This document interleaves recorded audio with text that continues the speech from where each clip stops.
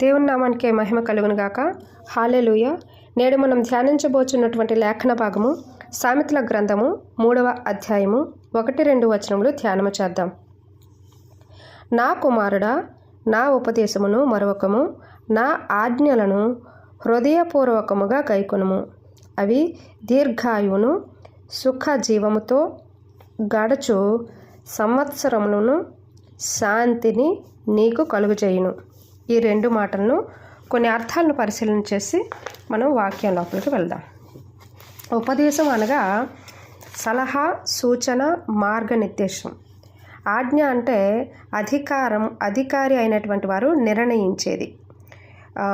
దీనిని ఎవ్వరూ మార్చలేరు. హృదయపూర్వకంగా అంటే మనస్ఫూర్తితో లేదా శ్రద్ధగా లేదా ఏకాగ్రతతో మరువకుండా గైకొనుము, ఆచరించుము, పాటించుము, చేయుము. దీర్ఘాయువు, నిండు వృద్ధాప్యము వరకు మరణము కలుగకుండా ఉండడాన్ని దీర్ఘాయువు అంటారు. సుఖజీవం అంటే ఏ బాధలు ఇబ్బందులు లేని జీవనము. శాంతి అనగా అన్ని వేళలా నిర్మలంగా ఉండేటట్లు.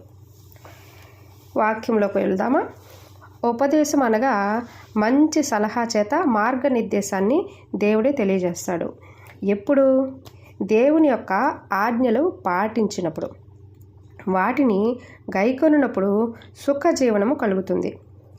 పైన వచనాలను ఆలోచన చేస్తుంటే దేవుని యొక్క మాటలకు లోబడినప్పుడు మనకు కలిగే మంచిని గురించి తెలియజేయబడుతున్నాయి. అయితే ముందుగా ఆజ్ఞలను తీసుకుందాం. ఆజ్ఞల్లో దేవుడు ఏమని చెప్పాడో చూద్దామా? నిర్గమకాండం నుంచి 20వ అధ్యాయము 3-17 వచనంలో చదువుకున్నట్లయితే మనము ఈ ఆజ్ఞల్ని పరిశీలన చేయవచ్చు. ఏంటి? నీ దేవుడైన యెహోవాను నేను తప్ప వేరొక దేవుడు నీకు ఉండకూడదు. పైన ఆకాశం అందే కానీ, క్రింద భూమి అందే కానీ, భూమి క్రింద నీళ్ళ అందే కానీ ఉండు, దేని రూపమునైనను విగ్రహమునైనను నీవు చేసుకొనకూడదు. ఇవన్నీ ఇలా పరిశీలన చేసుకుంటే మొత్తం చదివితే మనకి ఇంకా సమయం చాలదు. కాబట్టి 17వ వచనం వరకు వస్తే నీ పొరుగువాన్ని ఏది కూడా ఆశించకూడదు అన్నటువంటి వచనంతో అక్కడ ముగించబడింది. అయితే ఈ ఆజ్ఞల్లో మనం దేన్నైనా పాటిస్తున్నామా? ఎక్కడో ఒక దగ్గర మనం తప్పిపోతున్నాం. ఆ విషయాన్ని మనము గమనించాలి, గ్రహించాలి. ఈ ఆజ్ఞలన్నీ దేవుడు మనుష్యుల కోసము నిర్దేశించారు. మనుష్యులు వీటిని పాటిస్తూ ముందుకు కొనసాగాలని ఆయన ఆశ. అయితే ఆజ్ఞలు ఎప్పుడు వెలువడ్డాయి అంటే ఎప్పుడు ఆజ్ఞలు మనకి ఇవ్వడానికి కారణం ఏంటి? మనిషి పాపంలో పడిన తరువాత వీటిని ఇవ్వడం అనేది జరిగింది. ఇది మనకి ఆదికాండము తర్వాత వచ్చినటువంటి మోషే తర్వాత వచ్చినటువంటి అన్నీ కూడా చదివినట్లయితే పాపంలో పడిన తర్వాత మనకి ఇవ్వబడ్డాయి అన్నటువంటి విషయము అర్థమవుతుంది. మోషే గారి ద్వారా కదా వీటిని ఇవ్వబడ్డాయి. అయితే ఆ టైంలో ఆదాము టైంలో ఈ యొక్క ఆజ్ఞలు అనేవి లేవు. ఎందుకంటే అప్పుడు పాపం అనేది జరగలేదు కదా. ఆ తరువాత ఎప్పుడైతే ఆయనకు ఒక మరి హవ్వను ఇవ్వబడిందో భార్యగా, ఒక స్త్రీని అక్కడ అప్పగించడం అనేది జరిగింది, తన శరీరంలో నుండి తీసినటువంటి స్త్రీ. ఆ తర్వాత జరిగిన హిస్టరీ అంతా మనకు తెలిసిందే. అప్పుడు పాపం జరగలేదు, ఆ తర్వాత పాపం జరిగింది. ఆ తర్వాతనే జరిగినటువంటి పర్యవసానాలు వాటిని బట్టి ఆజ్ఞలన్నీ ఇవ్వబడ్డాయి.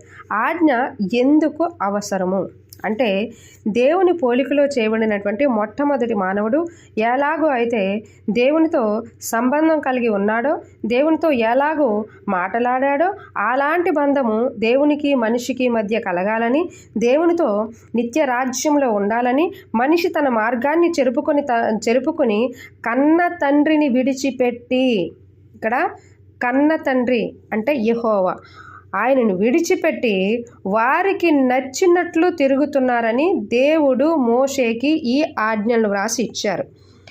ఎందుకు? పాపము విస్తరించింది. ఆయన అనుకున్నట్లు వీళ్ళు చేయట్లేదు. వీళ్ళు పాపంలో పడిపోతున్నారు.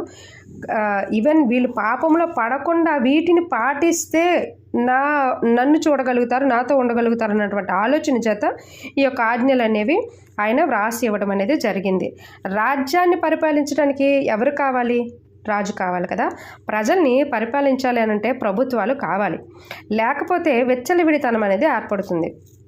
ఆ మధ్య పోలీసులు అందరూ స్ట్రైక్ చేశారు, విన్నాం కదా. ఒకసారి ఈ యొక్క సంఘటన జరిగింది. పోలీసులు అందరూ స్ట్రైక్ చేసేసరికి ఏమైంది, దొంగలకి విచ్చలవిడితనం అనేది అయిపోయింది. ఈ రౌడీజం కానీ ఇదంతా ఎక్కువైపోయింది. ఎందుకు, అదుపు చేసేవారు లేకపోవడం వల్ల, వాళ్ళు మరి డ్యూటీ చేయకపోవడం వల్ల. అలాగే మన ఇళ్ళల్లో కొంతకాలము చెత్త పేరుకుపోయి కంపు అనేది వచ్చింది, మన ఇంట్లోనే వచ్చింది. ఎందుకు, దానికి పనిచేసేటువంటి వాళ్ళు స్ట్రైక్ చేయడం వల్ల. ఇక్కడ ప్రతి ఒక్కరు కూడా ఒక మనిషిని నిర్దేశించడానికి లేదా మనిషిని నడిపించడానికి ఒక ప్రభుత్వం అనేది ఒక సేవకులను కానీ లేదా ఒక పరిస్థితులను కానీ ఏర్పాటు చేసి పెట్టింది అని అంటే ప్రజల యొక్క నడవడికలను సరిచేస్తూ ముందుకు వెళ్ళాలని, చక్కనైనటువంటి మార్గంలో నడిపించాలని. ఈ యొక్క పరిస్థితులను బట్టే దేవుడు కూడా మనిషి పాపంలో పడిపోకుండా ఉండాలని, ఆ పాపం ద్వారా అయితే ఆయన యొద్దకు చేరలేమని, ఆ పాపానికి విముక్తి కలిగించేటువంటి పరిస్థితి ఏదైతే ఉందో యేసుక్రీస్తు ద్వారా, ఆయన రక్తం ద్వారా ఈ బలులు, ఈ యొక్క పరిస్థితులన్నీ కూడా మనకు కొట్టివేయబడ్డాయి కదా. బలులు మాత్రమే కొట్టివేయబడ్డాయి, ఆజ్ఞలు కాదు.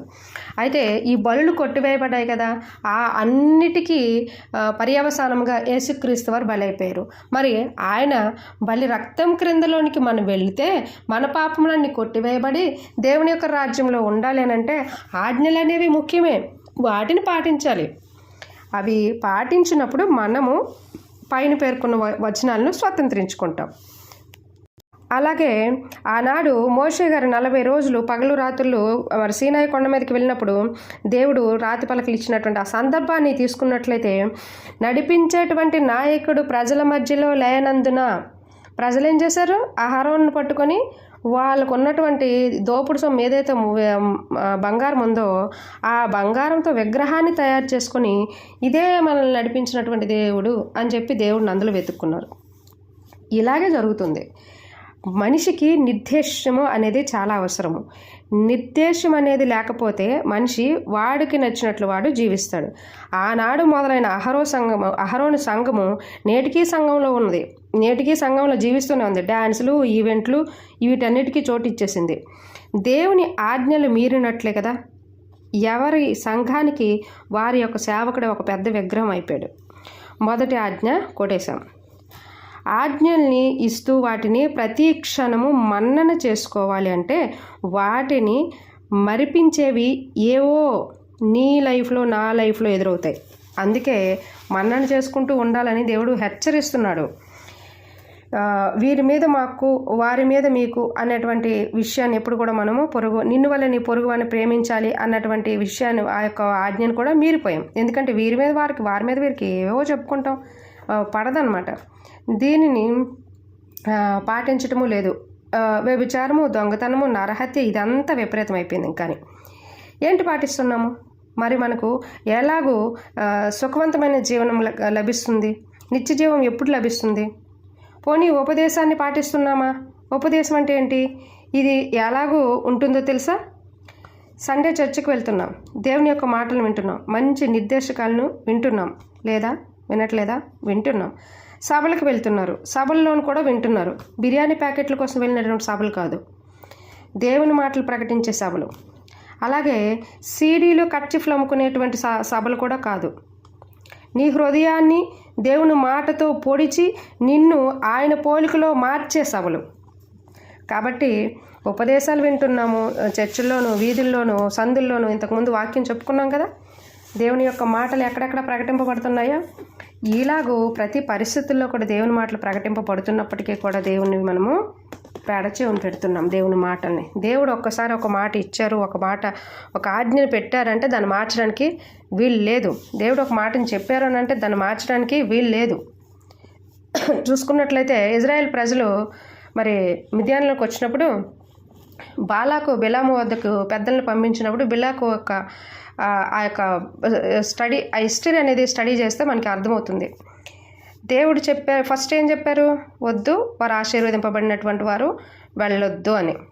మరి అంతకంటే పెద్ద వ్యక్తులు వచ్చినప్పుడు ఈయన ఏం చేశారు? ఒక ఆశ కలిగింది, వెండి మీద ఆశ కలిగింది కదా, ఆయన వెళ్ళాలని నిశ్చయించుకొని మళ్ళీ దేవుడి దగ్గర అడుగుదామో ఏదో చేద్దాం అనుకున్నారు. మొత్తానికి ఏది ఏమైనప్పటికీ కూడా విపరీతమైన పరిస్థితి మనలో ఉండకూడదు, అది తీసివేయాలి. దేవునికి విధేయులమై ఉండాలి, దేవుని జ్ఞానానికి చెవియొగ్గాలి. అట్టి రీతిగా మనం నడిపింపబడేలాగా ప్రార్థన చేద్దాం.